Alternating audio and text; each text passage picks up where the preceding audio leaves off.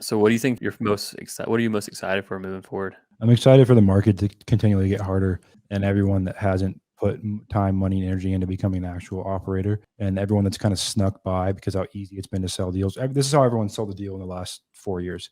They get a deal under contract, they go in the MLS or however they're in a comp prop stream, they find the highest sold house, and that within a half mile in the last 180 days, and that's their comp, right? And that you can't sneak by anymore.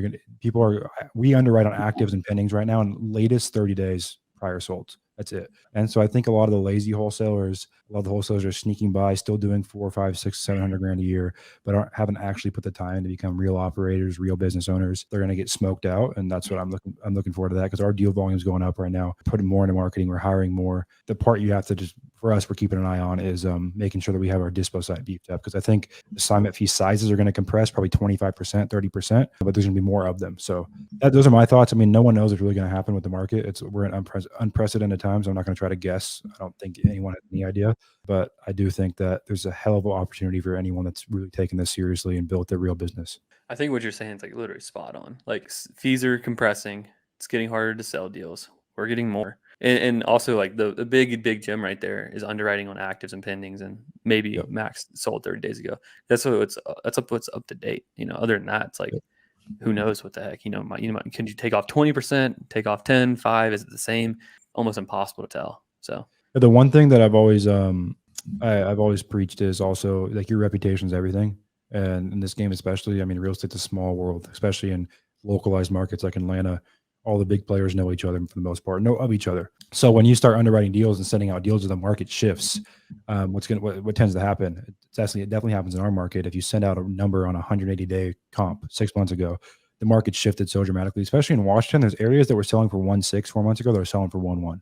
It's just there's an insane adjustment in some parts, and you ruin your reputation really quickly if you would open your deals. And I also say right now, don't use big MailChimp blasts or big, InvestorLift's a big thing. I love InvestorLift, I love Robert, but don't blast out your deals as much through that platform right now. And the reason being is because you want the personalized touch. Personalized exclusive touches right now is what sells deals, as well as correct underwriting. So nice package, correct underwriting, and exclusivity sells deals. Like we're picking up the phone and calling buyers or texting them individually.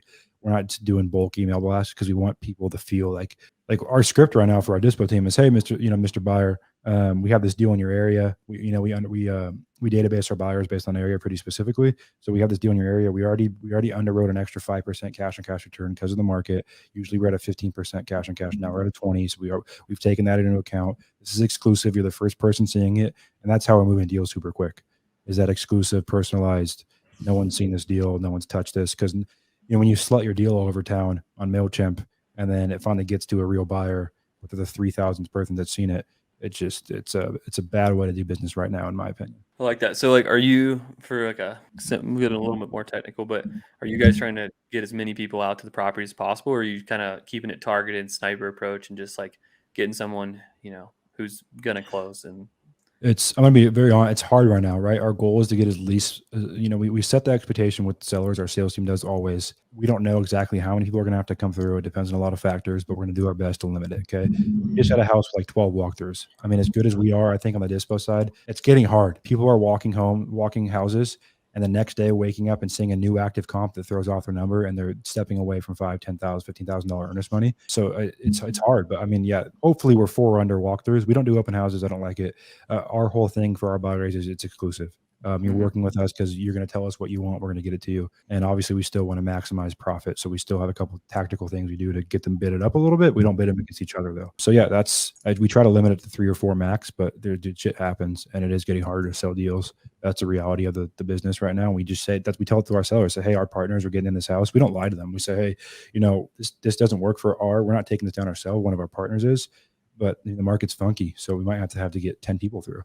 And usually that's about it. As long as we communicate well, we don't tend to have problems. We do have guys that are like, we just had this guy, we calmed him now, but our transactions coordinator, one of our transactions coordinators, like in our team meetings, like he's getting cussed at. But I'm like, dude, it's just all you can do is relay the facts, and you can control what you can control. And right now, none of us can control the market.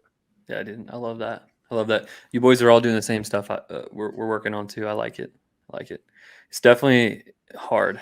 Another thing we're doing too is we're calling all the like the agents nearby who have lists, who Oh, have pending properties or who just sold, getting, calling, find out who else offered on the property and trying to move it that way. So we just started doing that like a week ago. So far we haven't sold our first Yeah, one, that but way you have active retail investors. yeah, yeah, that's a big thing. Yeah, we're that's gonna what we're it's so funny to me too. Everyone's screaming about novations from the rooftops of every building across the country. I don't know if you guys have seen that. That's the new thing. Yeah, I've Is seen Eric been blowing up on it. yeah, Eric loves to that. to novate everything. I think it's just funny, dude. When the market gets hard, people preach new stuff, but I think it's the same thing of you got to get better at negotiating, you got to get better at educating sellers, and you got to get better at selling deals. Yeah, It's whether you're going 100%. to novate or do sub two or wholesale deal or buy it, whatever it is, it's the same concept. Yeah. I honestly Another I think sub two deals are harder to negotiate than just a straight wholesale deal, in my opinion. I 100% agree with that. Yeah, another place too. I was thinking about just to get some more landlords, potentially people who have some cash you might have sold, just like property managers going to there, just trying to get our feet dirty, and then loan officers too, to getting pre-approvals, find some conventional buyers. So maybe people will buy as much as hedge funds used to.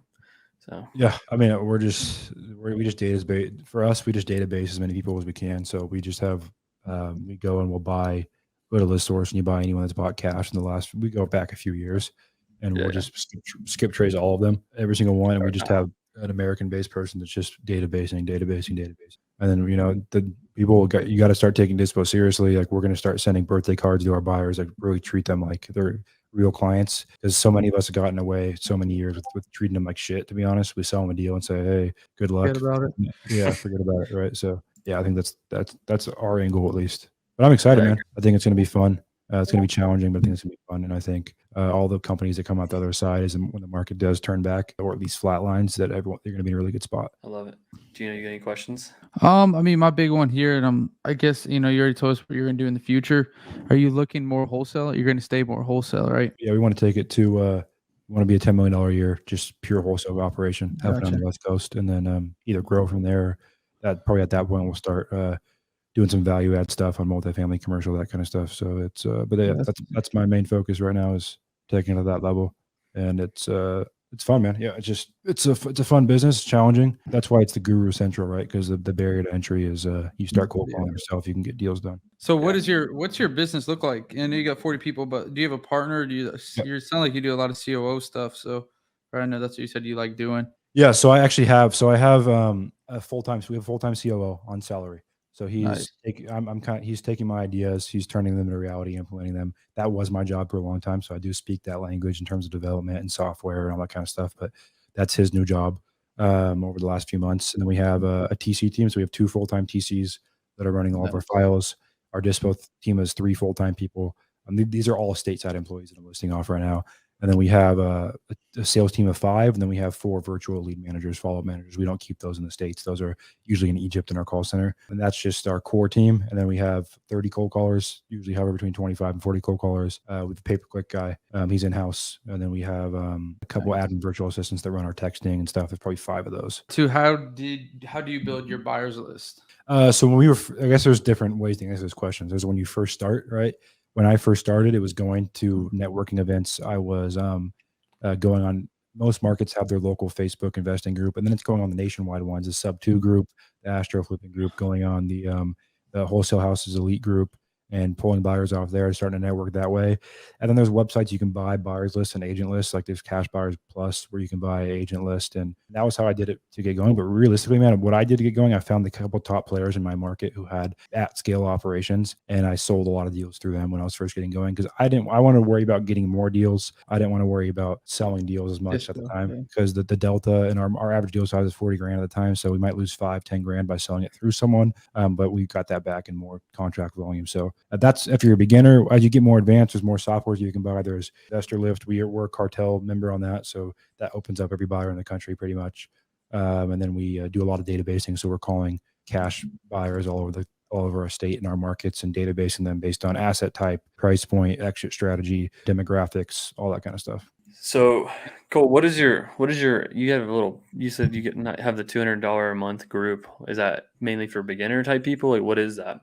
It's a mix. It's just for people who want a community and that want to. I mean, we have a big library of them. So when they sign up, they get a library of every recording call. We do a call once a week for that group. So every recorded call, a free course, a bunch of free trainings, a Telegram group where they can ask me and Mike questions. Mike's my business partner who runs our sales team. And yeah, it's just a community where people can ask questions and get help and feedback. And it's a pretty cool group of the guys that are all over the country that someone can bring an idea or a thought or a struggle, and 20 people can chime in and go back and forth. So it's been fun for sure. But yeah, that's probably the best way to get connected with us for sure. Is like we don't do a ton of other stuff besides our free stuff and then that one. Because I think because we got connected through Andrew Schultz. So are you working with him? Yeah, we have a couple projects going with him that I'm excited that'll be coming out in the next month or two probably. He's a good guy. You guys work with him as well? Is it Cole Ruud-Johnson, the guru, or is it going to be Cole Ruud? Yeah, it's Cole Ruud-Johnson. My bad. No, not guru. I mean, we're coming out with a lot of just a way for people to access all of our stuff, right? Really, we have a lot of free stuff we're going to hand out. It's not really, it's more just building a brand. My goal of building a brand around our company isn't so we can sell courses. It's so every single person in the state of Washington to start knows who we are. So when they think of selling a house, they come to us. People like that personal touch. Ben has another question. Ben's giving them all out today. Is anyone in that group doing agent outreach? I think he's talking about Collier Group. So agent outreach, that's kind of the astro flipping model, right? Like where you're building your business on, making small fees on agents. Yeah, I mean, I'm sure there is. It's not a strategy that we really teach. I mean, we definitely do it not on purpose at scale, but we definitely have agents that bring us deals and we cut them, we move them for them. But in terms of, I mean, I'm sure there's a lot of people doing that astro flipping model, but I don't recommend that really to people just starting out. I think the skills you need to learn to be in this business long term is negotiating and selling deals and learning how to market and negotiate. And I think before you jump onto that step, that's what I recommend at least is getting in the trenches. A lot of people jump to that model because it seems like less work. And to me, that's a slippery slope. Yeah, I don't think it's less work. I think it just depends. Obviously, like you said, I do think I would not change the way I came into the business in terms of learning acquisitions, learning marketing and sales, because that's what every business you ever create is marketing and sales. And so not that you can't do marketing sales via the co-wholesaling or astro flipping, but it's definitely a different way to enter. Yeah, I agree 100%. There's no right or wrong. Whatever works for everyone has their own line they go down. I don't know. I like the action of it. I like a sales team. It's just everyone has their own preference. I like it. So what's your guys' goal for your stuff? For which stuff? Your real estate company. Yeah. So the goal this year is the goal is to do 4 million plus. We'll probably land in between 4 and 5, probably around 4.5 if we execute our plans and we're able to push this market through. And then other than that, I mean that's really the main thing. Our goal is 3 years to be doing $1 million a month. Well, 2023 to do $1 million a month, so 12 mil. Just looks cool. And then probably around that side of starting the fund and doing some other things and branching off into multifamily, kind of like what you're talking about. So what Chandler's saying is not probably, that is the plan.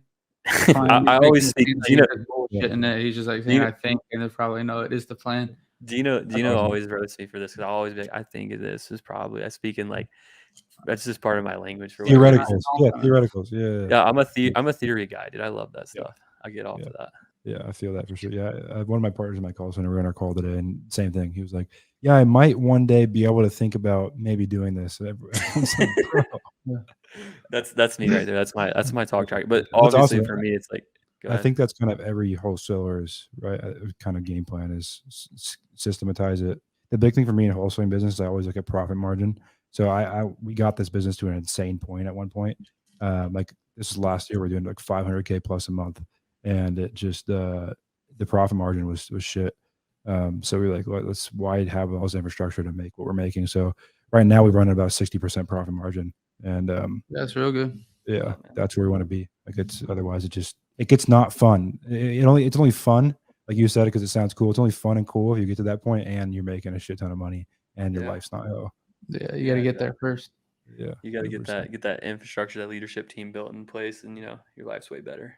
100%, man. Yeah, that's everyone's goal. That's definitely my goal. Other than that, we got our education company that we just target people who are doing like 1 to 3 deals a month, and help them scale up to hopefully 6 figures a month. The goal is to get 100 people up to 7 figures, 6 figures a month on that 7-figure run rate, and then just kind of keep going with that. Start a mastermind, have a mastermind on the back end, and just give back on that side. The Ryan Pineda Classic. That's right. Yeah, that's all the people ahead of us. Yeah, that's awesome. Right. You don't need to carve your own trail. Just follow other people who have done it first. 100%. Yeah. Everyone's. What do you think you guys specialize in? Like for us, like me and Mike kind of. So Mike's definitely a sales guy where he's one of the best sales guys I've met, and I'm more I teach systems, operations, marketing, that kind of stuff. How do you guys divvy up the roles in your company? And I would be like Thank you, Cole. I would be like you. Okay. And then Gino would be like Mike. Your partner. Gino is the cold-blooded closer. So is he Closing running Dispo and acquisitions, or are you running Dispo? No. Chandler's running. He's a director of Dispo just in the last 2 weeks, but Yeah. So we I have do another Dispo right now. Gino does acquisitions. I do COO. He does CEO. That's the So we same set setup up. we have. Yeah, it seems to work well. we'll see what happens. But we're wrapping up here. Cole, what would you want to leave the listeners with? They're watching now, are going to be watching the recording. Like, what's one thing you want to leave them with? Just if you guys are getting into this, aim big and treat it like a business, and don't get golden objects, shiny object syndrome, whatever people call it. I would say stick with what you want to do and don't get distracted. And it's possible. These guys are have a hell of a business. A lot of people have really cool businesses, and they all started from the same place. And honestly, most days suck for everyone. It's just getting up and doing it again. So that's it, man. It's most like 80% of the time, everyone you see on these podcasts and stuff, the only reason they know what they're talking about is because they've screwed up a lot of times. So that's really it. Don't get distracted. Keep your head down, and stay with it. I love it. Cole, where can they find you? Mostly Instagram. It's Cole Ruud-Johnson. Just my name, no dash. Same for TikTok. And I'm going to start putting out more stuff here soon. But I'm really responsive to DMs. And if you want to come find us in any of our coaching groups, that can all be found. If you just go to ColeRuud-Johnson.com, you can connect it with our onboarding manager for all of our groups. And I appreciate you guys having me on. Yeah, man. Yeah, thanks for coming on. Thanks, Look bro. forward to meeting in person sometime. Yes, sir. That's right. That'd be awesome. Thanks, guys.